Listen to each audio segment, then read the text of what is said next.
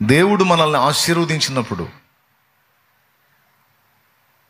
మన సంగతి పక్కన పెడితే, అప్పటిదాకా మనతో సమాధానంగా ఉండేవాళ్ళు, అప్పటిదాకా మనతో కలిసిమెలిసి కలివిడిగా ఉండేవాళ్ళు ఆటోమేటిక్గా శత్రువులు అయిపోతారు. దేవుడు నిన్ను ఆశీర్వదించడం మొదలుపెట్టే కొద్దీ వాళ్ళు ఎడమైపోతూ ఉంటారు, ఇబ్బంది పడుతూ ఉంటారు. ఎందుకంటే వాళ్లకు దక్కంది నీకు దక్కినందున వాళ్ళలోకి అసూయ ప్రవేశించి వాళ్ళు నిన్ను శోధించడం మొదలు పెడతారు. ఇదొక టైపు శోధన ఉంటుంది. ఈ రెండు అనుభవాలు యోసేపు జీవితంలో మనం చూడవచ్చు. ఈ రెండు అనుభవాలు. యోసేపు పొలములో తన సహోదరులు చేసేటువంటి తప్పు పనులు తండ్రి దగ్గరకు వచ్చి చెప్పేవాడు. యోసేపుకు అలవాటు ఉంది.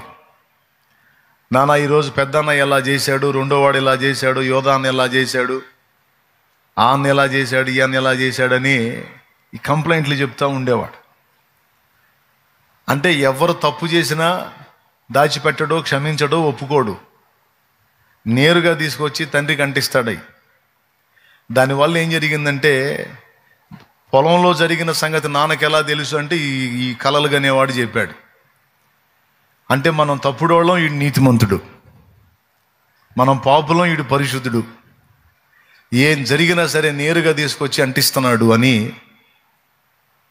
యోసేపును వాళ్ళు ద్వేషించడం మొదలుపెట్టారు. వారు యోసేపును ద్వేషించడానికి ఒక కారణం, యోసేపు వారిని క్షమించకుండా వారి తప్పులన్నీ తండ్రికి ఏకరువు పెట్టడం. మీరు యోసేపు జీవితం చదవండి, ఇది మీకు కనబడిద్ది. కానీ తర్వాత రెండవ విషయంలో వాళ్ళు యోసేపును ద్వేషించడానికి గల రెండవ కారణం ఏంటంటే, యాకోబు మిగిలినటువంటి కొడుకులందరికంటే స్పెషల్గా యోసేపుని ప్రేమించాడు. యోసేపుని ఎంత ప్రేమించాడంటే, తనకెంతో ప్రియమైన భార్య రాహేలుకు పుట్టిన కొడుకు, అంతేకాదు వినయం కలిగిన కొడుకు, తండ్రికి అందుబాటులో ఉంటాడు, తండ్రి చెప్పే మాటలన్నీ వింటాడు. అందుకని చిన్నోడని మిగిలిన వాళ్ళందరికీ మామూలు అంగీలు కుట్టించి యోసేపుకు మాత్రం అద్దాల అంగీని కుట్టించాడు. మిగిలిన వాళ్ళకేమో మామూలు బట్టలు, ఈ యోసేపుకు మాత్రం అద్దాల అంగి. అంటే మిగిలిన వాళ్ళందరికంటే యోసేపును ఆయన హెచ్చించటం మిగిలిన వాళ్ళ ద్వేషానికి అది కారణమైంది. కుటుంబంలో ఉన్నటువంటి బిడ్డలందరినీ సమదృష్టితో చూస్తే గొడవలు ఉండవు. తల్లిదండ్రులు కొంతమందిని ఘనంగా మాట్లాడతారు, కొంతమందిని తృణీకరించి మాట్లాడతారు. సంపాదించే కొడుకును ఒక రకంగా మాట్లాడతారు, సంపాదించని కొడుకును ఒక రకంగా మాట్లాడతారు. అక్కడ వాడు గాయపడిపోతాడు. అంటే వీళ్ళది కన్న ప్రేమ కాదు, ఈ సంపాదన ప్రేమ. వాడు 4 రూపాయలు డబ్బులు సంపాదిస్తున్నాడు కనుక వాడికి అన్ని గౌరవాలు, రెస్పెక్ట్లు, పలకరింపుల మార్పులు, వాడికి కావాల్సిన అన్ని సమకూర్పులు. నేనేమో ఇంకా సంపాదనలోకి రాలేదు, ఒట్టిగా తిరుగుతున్నాను కాబట్టి నన్ను లెక్క చేయట్లా అని ఆటోమేటిక్గా లోపల ఫీలింగ్ ఏర్పడి తల్లిదండ్రుల మీద గౌరవం పోయిద్ది. అంటే పనికి వచ్చేవాడిని ఒక రకంగా, పనికిరాని స్థితిలో ఉన్న ఒక రకంగా చూస్తారు. వీళ్ళు సరైన మైండ్ కాదు అని. పిల్లలు చెడిపోవటానికి ఇది కూడా ఒక కారణం. కాబట్టి నువ్వు కూతుళ్ళని కలిగి ఉన్నా, కొడుకులను కలిగి ఉన్నా, అందరినీ సమదృష్టితో చూస్తే గొడవ ఉండదు. కానీ కొంతమందిని గణపరిచి కొంతమందిని తృణీకరిస్తే ఆటోమేటిక్గా వాళ్ళు చెడిపోయే అవకాశం ఉంటుంది, తృణీకరించబడ్డోడు. యాకోబు చేసిన ఈ పనికి మరి వాళ్ళు ద్వేషించడం మొదలుపెట్టారు. అయితే ఇక్కడ ఇంకొక విషయం చెప్పాలి మీకు. తల్లిదండ్రుల లక్షణం ఏంటంటే, మాట వినని కొడుకు కంటే కూడా మాట వినే కొడుకుని ఎక్కువ ప్రేమిస్తారు. కారణం వాడు మాట వింటున్నాడు, మరి తప్పదు, వాళ్ళు ఇష్టపడతారు.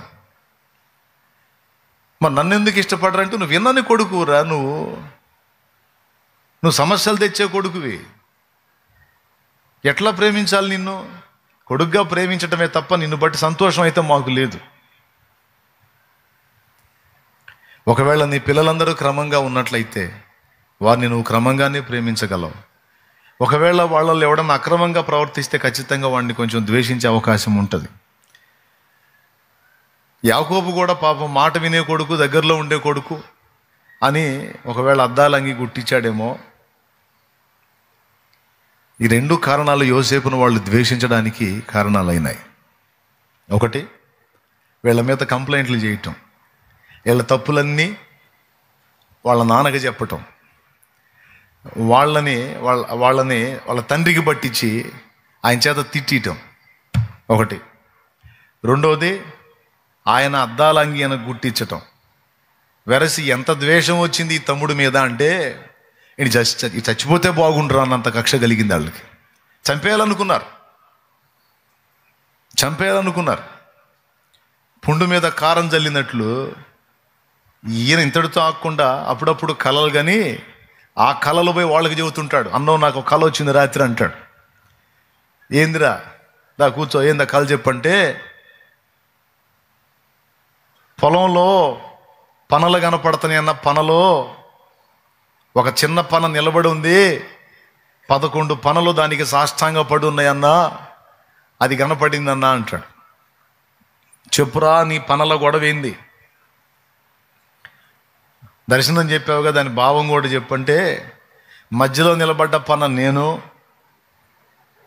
సాష్టాంగ పడ్డ 11 పనలు మీరు అని దాని అర్థం అన్నా. అంటే ఎట్లా ఉంటుందండి? పెద్దోళ్ళకి ఎట్లా ఉంటుంది? ఎరా పెద్ద చిన్న గౌరవం కూడా లేదా? నీ గర్వం రా, నీ గర్వం అంటే నువ్వు నిలబడి ఉంటావు, మేమందరం నీ కాలు మొక్కుతామా?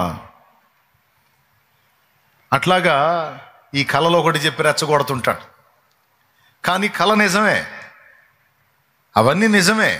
వాళ్ళు తప్పులు చేసేది నిజమే, ఆయన చెప్పేది నిజమే, ఆయన ప్రవర్తన బాగుండేది నిజమే, వాళ్ళ నాన్న ఆయన్ని గణపరిచింది నిజమే, ఆయనకి దేవుడు కలలిచ్చింది నిజమే, జరిగేది నిజమే. కానీ ఈ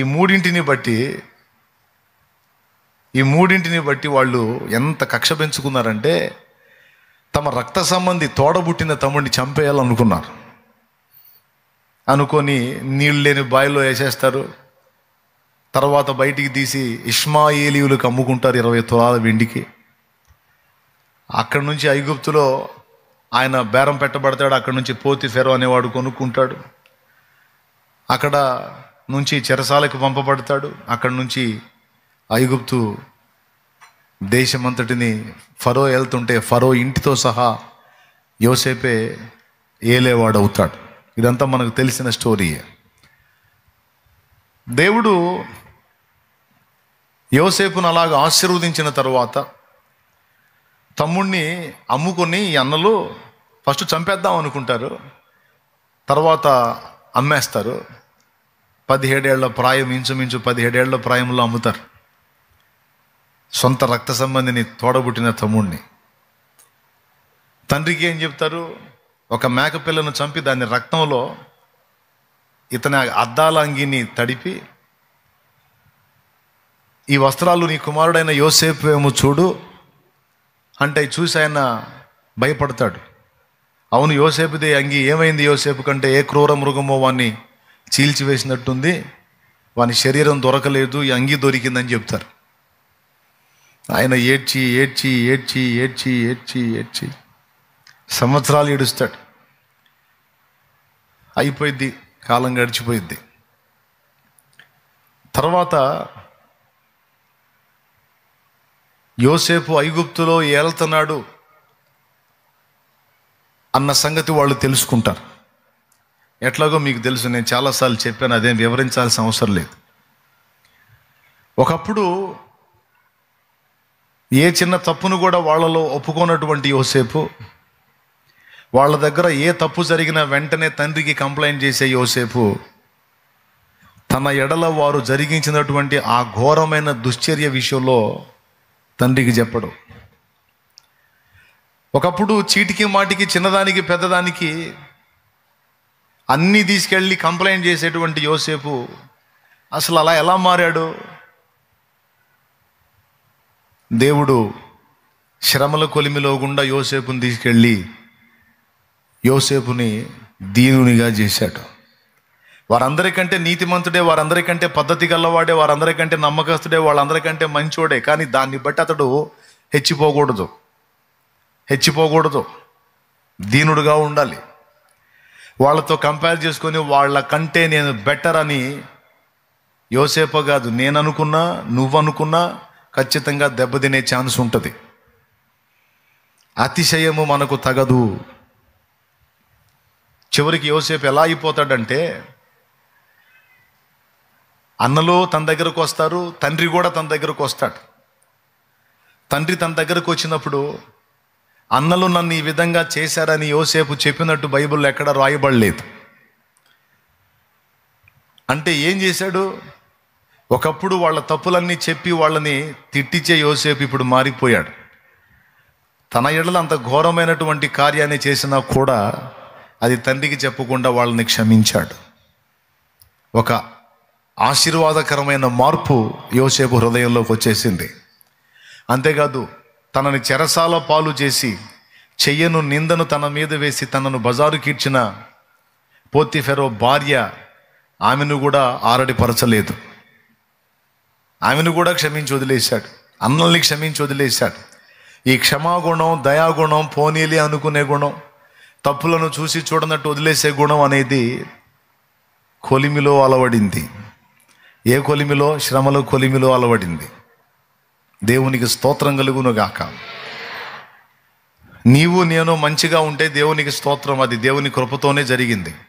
కానీ ఇతరుల లోపాలను ఎత్తి ఇతరులను నెగిటివ్గా చూసేటువంటి తత్వము, ఇతరులతో మనతో ఇతరులని పోల్చుకొని మనల్ని మనం గొప్పగా ఎంచుకునేటువంటి తత్వం అనేది దేవునికి నచ్చదు. అది పరిసయ్య నీతి. దాన్ని దేవుడు ఒప్పుకోడు. నువ్వు ఎంత మంచిగానన్నా ఉండు, ఎంత మంచోడిగానన్నా ఉండు, ఎల్లప్పుడూ దీనుడుగా ఉండునట్లు నువ్వు జాగ్రత్త పడాలి. నిన్ను దేవుడు ఆశీర్వదిస్తాడు. కానీ ఈ లక్షణం నీలో ఉంటే కొలిమితో నిమిత్తం లేకుండా దీవించబడతావు. ఈ లక్షణం సహజంగానే నీకు నాకు వచ్చింది. అందుకే కొలిమిలో కూడా తీసుకెళ్తాడు. ఏ కొలిమి? ఇబ్బంది కొలిమి, శ్రమల కొలిమి. ఈ కొలిమిలోనికి యోసేపు వెళ్ళకముందు యోసేపు కంప్లైంట్లు చేసేవాడుగా ఉన్నాడు. ఈ కొలిమిలో గుండా వెళ్ళిన తర్వాత ఒక్క కంప్లైంట్ కూడా అన్నల మీద చేయలేదు. సరిగదా, అన్నలు తన దగ్గరకు వచ్చినప్పుడు, నేను మీ మీద పగ తీర్చుకుంటానని భయపడకండి, మీరు నా కీడు కోసం యోచించారు, కానీ ఇది దేవుడు మనందరినీ బతికించడానికి, కరువులో 7 ఏళ్ల కరువులో మన కుటుంబం చావకుండా బ్రతకడానికి మీరు చేసిన ఈ పని ద్వారా నన్ను ఐగుప్తుకు పంపించి ఇక్కడ నన్ను ఏలికగా చేసి మనందరికీ కరువు కాలం తీరేంత వరకు ఆహారం దొరికినట్లు దేవుడు చేసిన ప్లాన్ ఇది. కాబట్టి మీరు ఇది ఇంకొక రకంగా అనుకోవద్దు అనలారా. మీరు కీడనుకున్నారు, కానీ ఇది మన మేలు కోసం దేవుడు జరిగించాడు. మీరు బాధపడొద్దు, భయపడొద్దు. నేను మీ మీద పగ తీర్చుకోను, సరికదా, నేను మిమ్మును మీ పిల్లలను పోషించదను అంటాడు. వాళ్ళ మీద పగ తీర్చుకోలేదు, తండ్రికి వాళ్ళ మీద చెప్పలేదు. సరిగదా, నేను మిమ్మల్ని పోషిస్తాను అనే వాగ్దానం కూడా చేశాడు. అంతే జరిగింది. యోసేపు ఉన్నంతకాలం వాళ్ళని చూసుకున్నాడు ఆయన. ఆశీర్వదించబడగోరే వాళ్ళు గుర్తుపెట్టుకోవలసినటువంటి మొదటి సంగతి, దేవుడు నిన్ను ఆశీర్వదించినప్పుడు నీకు తెలియకుండానే నీలోనికి ప్రవేశించేటువంటి గర్వం, అహం ఎప్పటికప్పుడు కనిపెట్టుకొని దాని విషయంలో విరిగి నలిగి దీన మనస్సును సాధన చేయటం అనే దాన్ని ఎన్నడూ నువ్వు మిస్ కావద్దు. ఆ తత్వాన్ని నువ్వు కానీ సాధన చేసుకోగలిగితే నా తండ్రి తప్పకుండా అంచెలంచెలుగా నిన్ను ఆశీర్వదించి, నువ్వు సేవకుడివైనా, విశ్వాసివైనా, నీకు ఆత్మ సంబంధంగానైనా భౌతికంగానైనా దేవుడు నిన్ను ఉన్నతమైన స్థితిలోకి తీసుకెళ్తాడు. అలా చేయడానికి ముందు దేవుడి హెచ్చరికిస్తున్నాడు.